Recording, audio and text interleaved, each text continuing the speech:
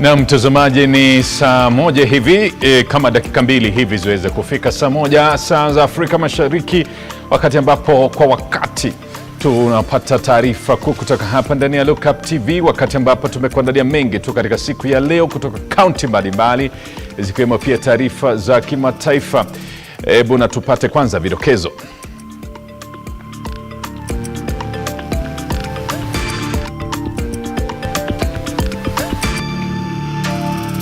We as Azimio are opposed to these proposals. Kinara wa upinzani Raila Odinga pinga mapendekezo mapya ya ushuru, asema kwamba atahakikisha mswada huo hautapita bungeni kwani wananchi wataumia sana.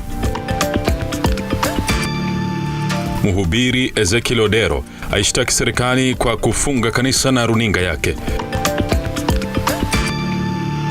Runinga ya Lookup pia muomboleza mwana mitambo Victor Chege aliaga dunia mapema hii leo baada ya kuhusika kwenye ajali ya barabara juma lililopita.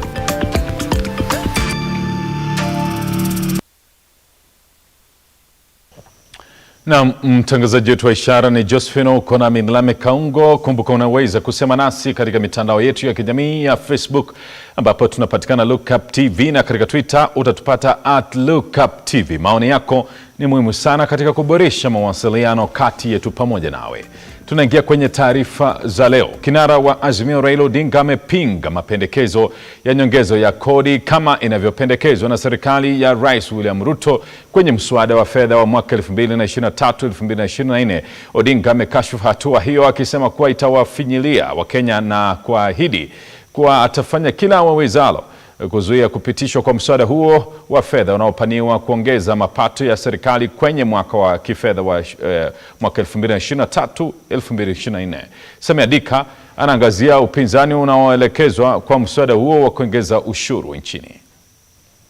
Huku mswada wa fedha wa mwaka 2023 uliopendekezwa na serikali ya Kenya Kwanza ukiendelea kuibua hisia mseto, kinara wa Azimio Raila Odinga ameshtumu serikali ya Rais William Ruto kwa kupanga kukandamiza maisha ya Wakenya kinyume na walivyoahidi. Kenya Kwanza wants to deduct 3% of basic salaries to finance affordable housing scheme. How the regime arrived at 3% and not 1 or 2, nobody knows. In an economy where employees are already faced with reduced income due to high cost of goods, we find the introduction of this new tax irrational. Odinga aidha ameisuta serikali ya Rais William Ruto kwa matumizi mabaya ya fedha za umma na kupendekeza kupunguza gharama ya operesheni za serikali. An immediate stoppage of non-essential government expenditures, including the appointment of chief administrative officers. 2.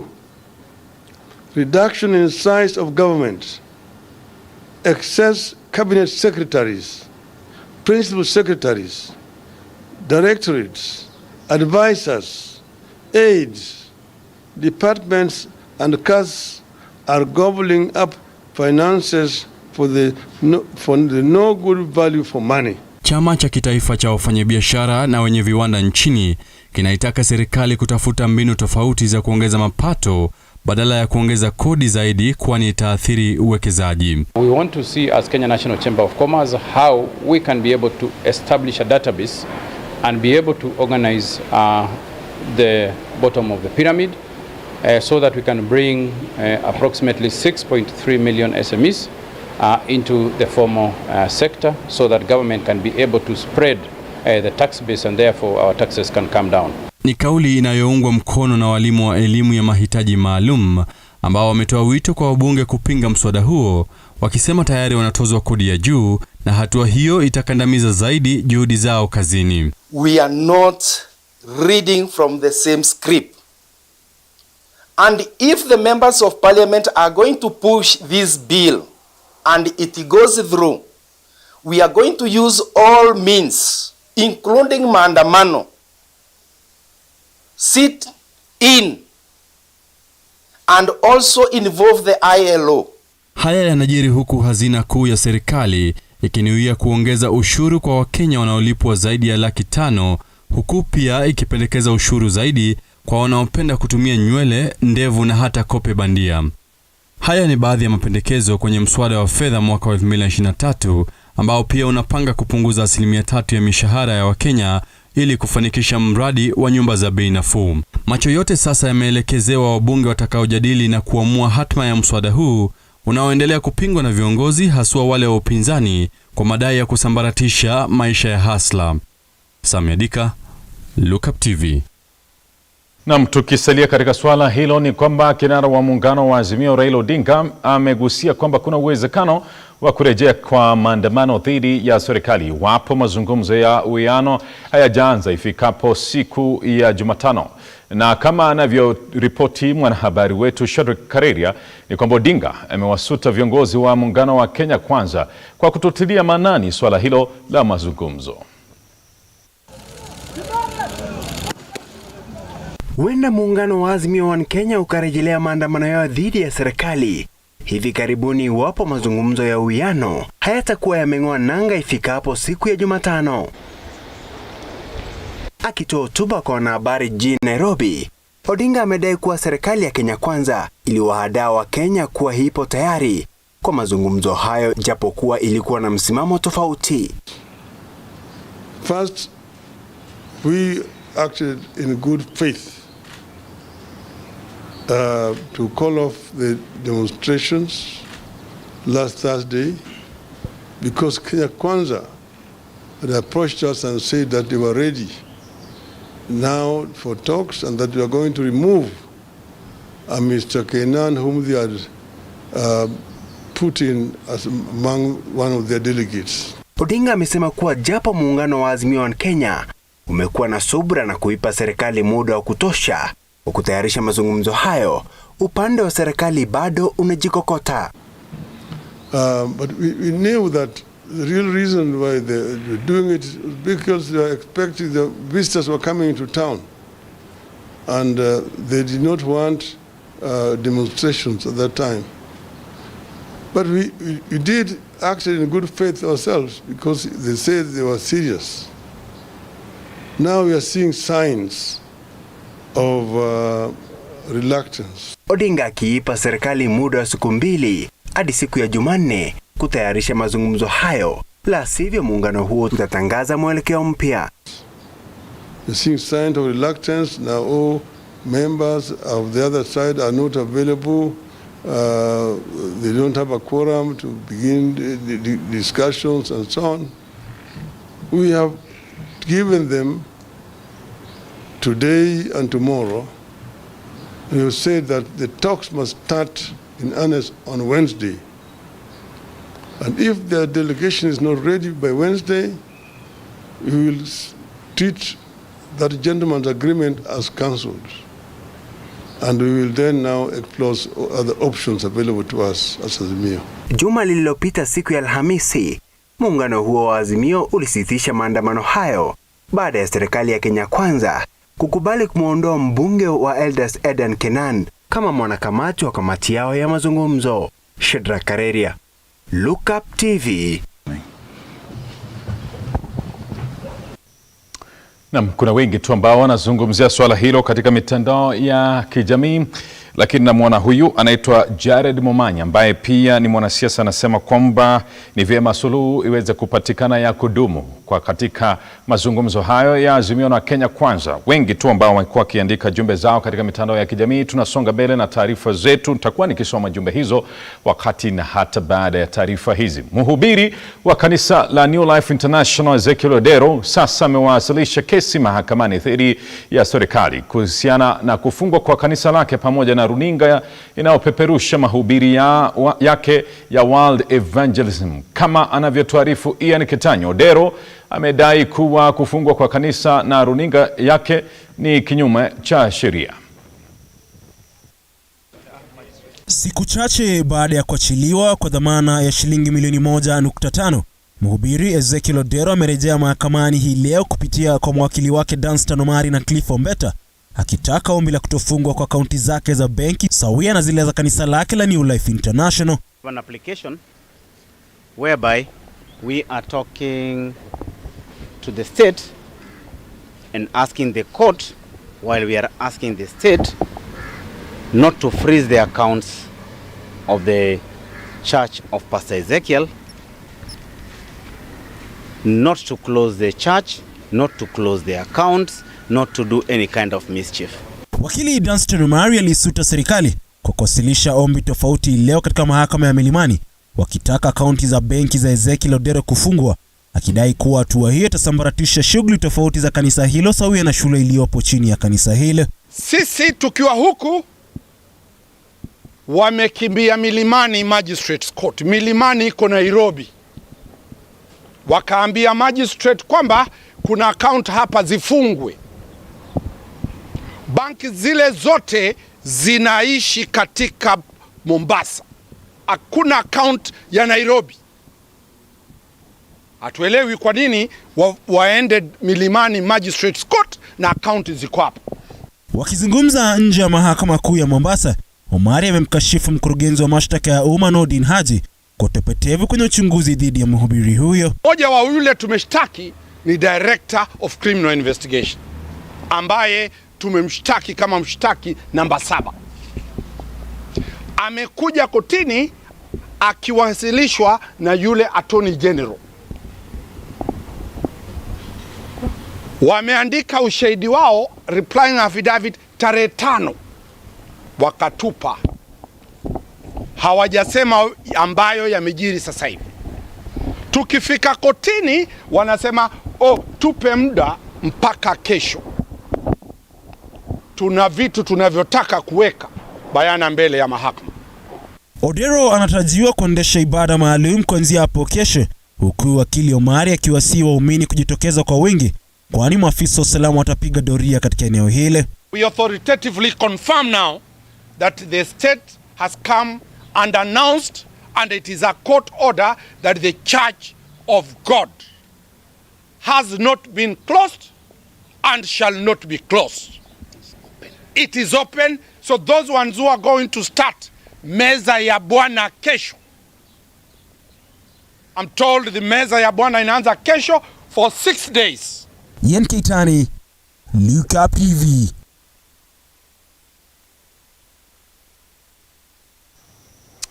Naam, tukiachana na hayo ni kwamba runinga ya Lookup inamwomboleza mwana mitambo Victor Chege. Aliaga dunia mapema leo baada ya kuhusika kwenye ajali juma lililopita.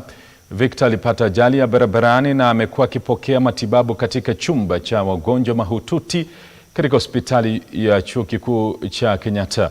Victor Chege alijiunga na kampuni ya KM Lookup mwaka jana na amekuwa akifanya kazi katika kitengo kinachohakikisha upeperushaji wa habari na matangazo. Victor atakumbukwa zaidi kwa ukakamavu wake na mchapakazi, maanake yeye ni mchapakazi aliyeipenda kazi yake sana. Mungu ailaze roho yake palipo na wema.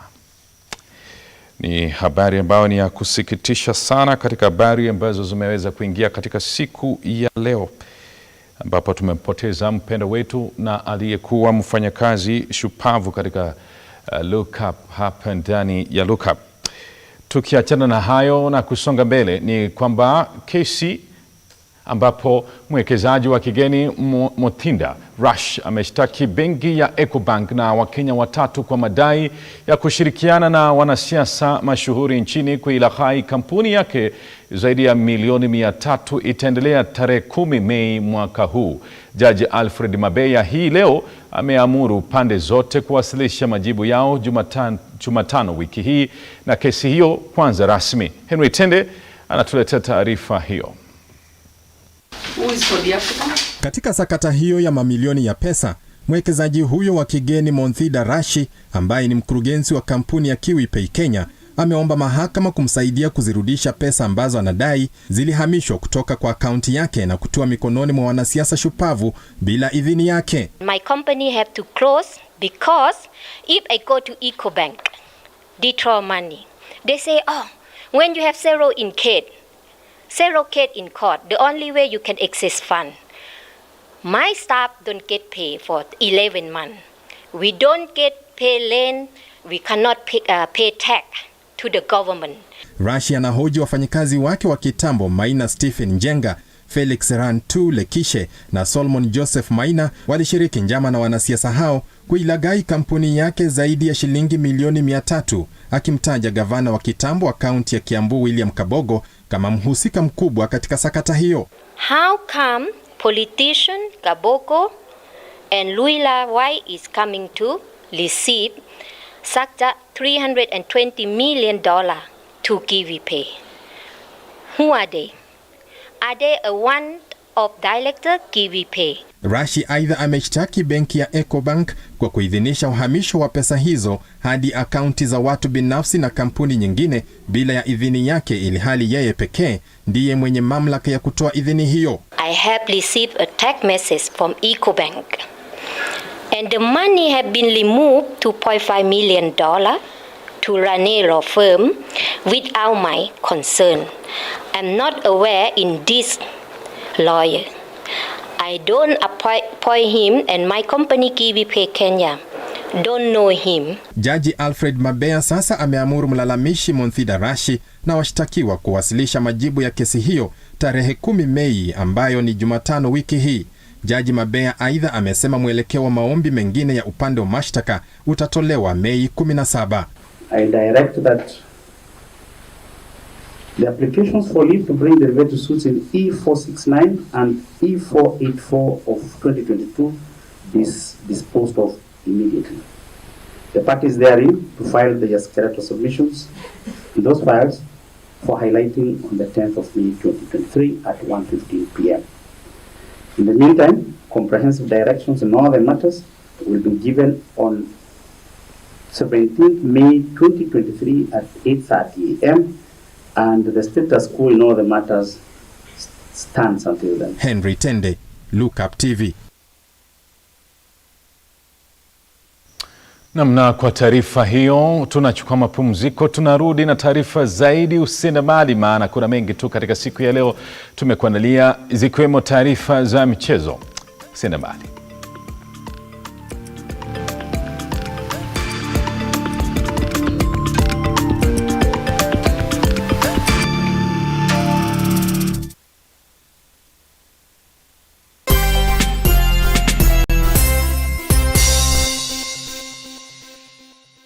Why Malindi? Any idea why the A-list celebrities, politicians choose Malindi as a destination? Is it the sandy, spotless white beaches, the rhythmic, relaxing oceanic waves, or is it the great potential investment opportunity that Malindi has to offer? Dagmar learns we are here with a variety of projects from as low as 99,000 shillings. You get an eighth of an acre with ready title deeds. Book your plot today with only 35,000 shillings and get a free return air ticket. Be the next investor in Malindi with Dagmar loans. Call us now on 0740 888 111 or 0740 888 222. Dagmar loans. We promise, we deliver. Why wait? 20 Malindi.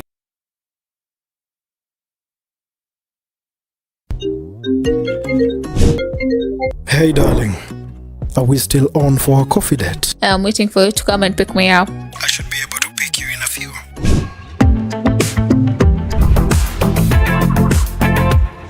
It's a coffee yogurt date? It's not just a yogurt. It's royal coffee yogurt.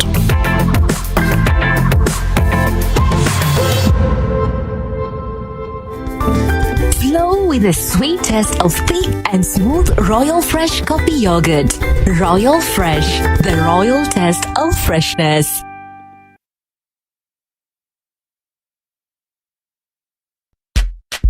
Sensei Institute of Technology is the home to the best practical courses, giving you a hands-on experience to handle the world. A place to build your skill and see the world in a different. For you to join us, ensure you have your national ID card and be ready to enjoy the ride. Sensei College, my skills, my future.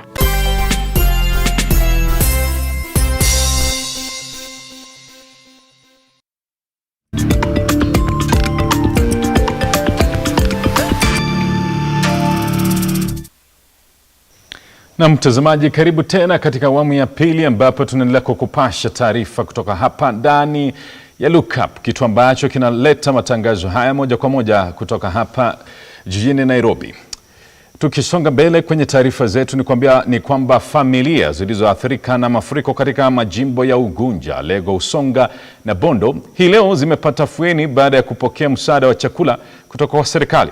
Akizungumza katika kaunti hiyo ya Siaya wakati wa kugawa vyakula hivyo, ni kwamba waziri wa habari na mawasiliano, uchumi wa kidijitali ni Eliud Owalo amesema kwamba serikali inaendelea kuweka mikakati kuhakikisha usalama wa watu na mimea shambani. Audrey Cherotich anatuletea taarifa hiyo.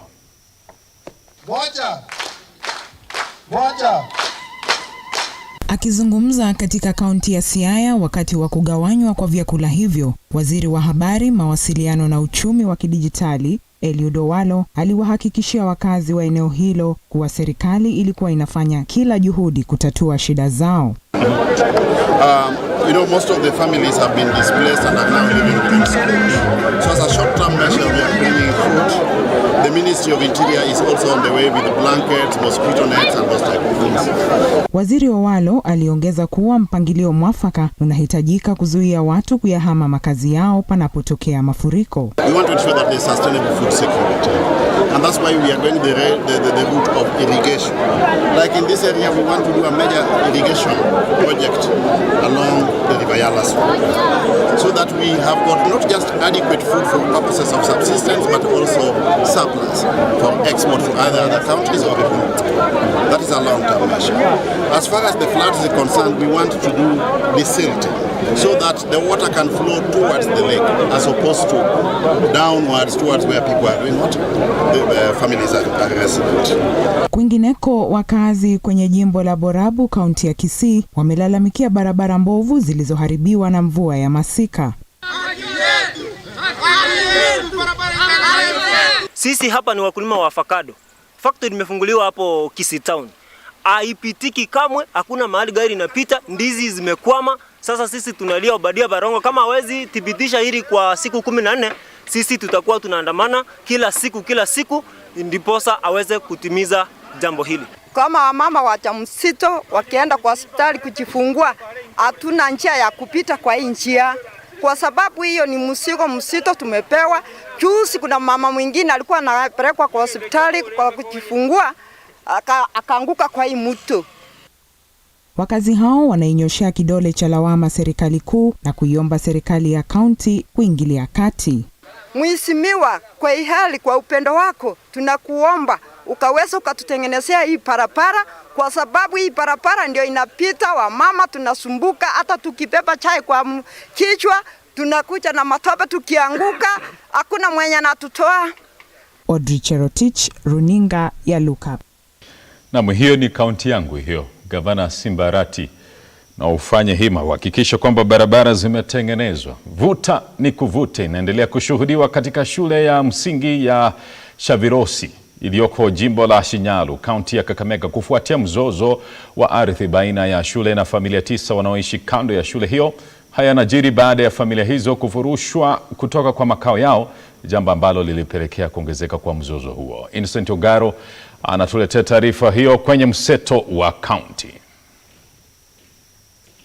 Wakazi kutoka kijiji cha Shinyalu, kaunti ya Kakamega, wamevamia nyumba 9 na kuharibu mali, na hii ni baada ya kuzuka kwa mgogoro wa ardhi kati ya shule ya msingi Shavirosi na wakazi wa maeneo yaliyo karibu na shule hiyo.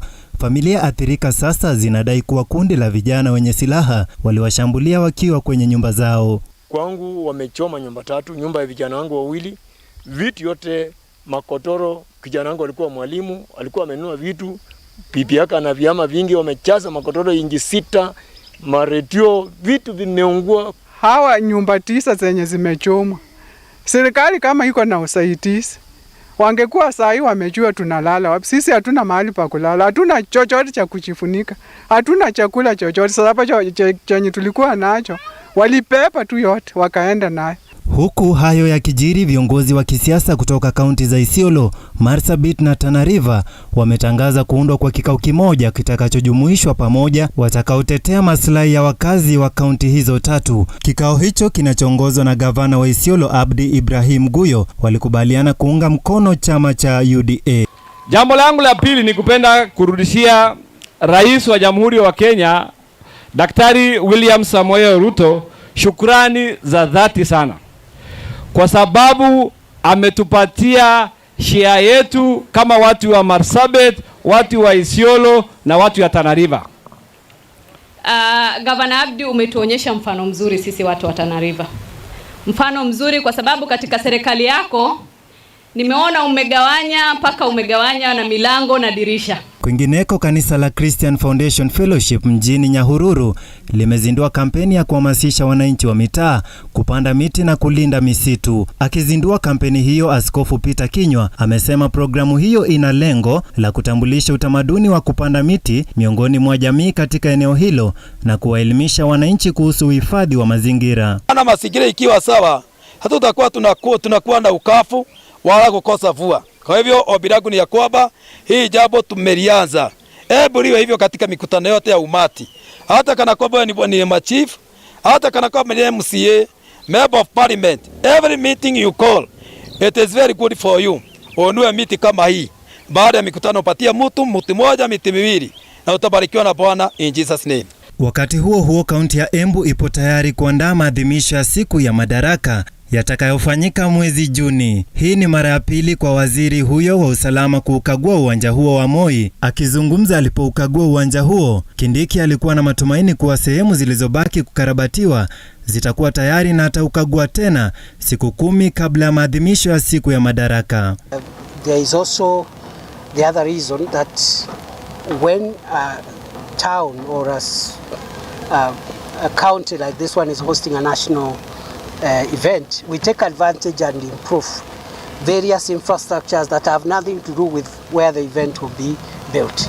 Innocent Ogaro, runinga ya Lookup.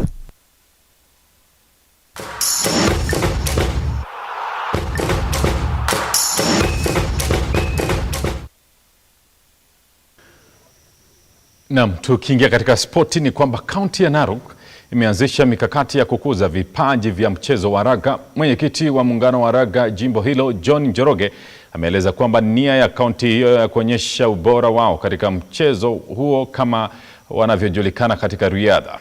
Mwana mchezo wetu Felix Solana anatupakulia taarifa hiyo. Club Grill imekuwa well represented.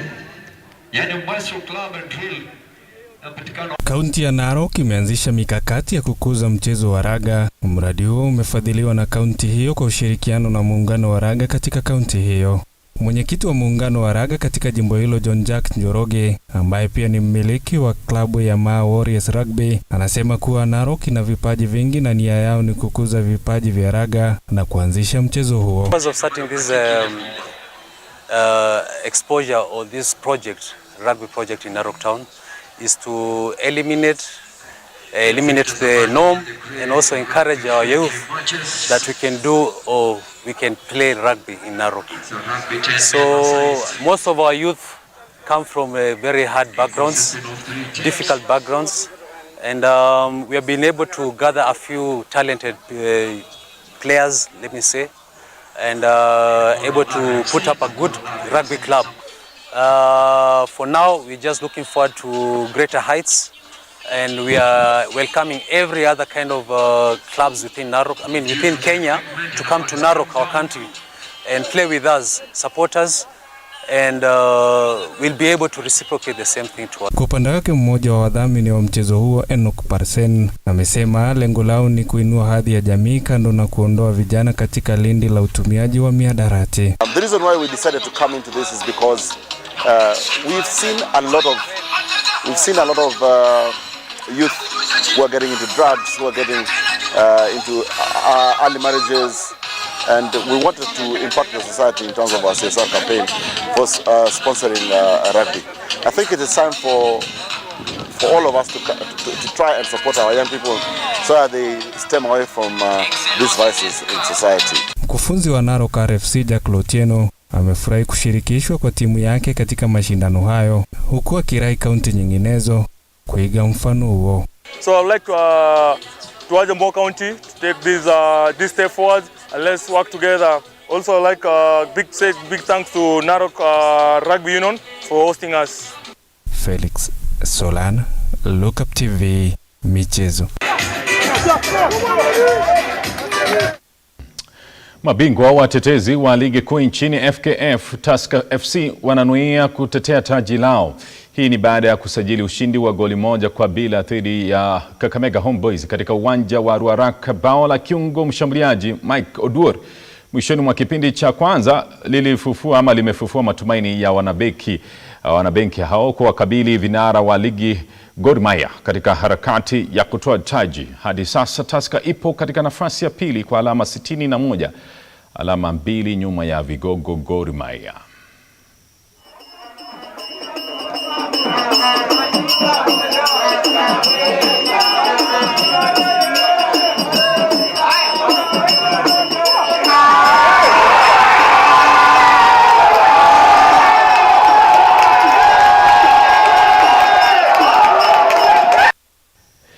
Naam, tukisonga mbele ni kwamba ligi kuu nchini Uingereza inaendelea hii leo, huku mechi mbalimbali zikisakatwa. Inaitwa Brighton and Hove Albion itakuwa nyumbani katika uwanja wa American Express Community kupimana nguvu na Everton saa 1:30 usiku, kabla ya Nottingham Forest kutesa nyasi na Southampton. Timu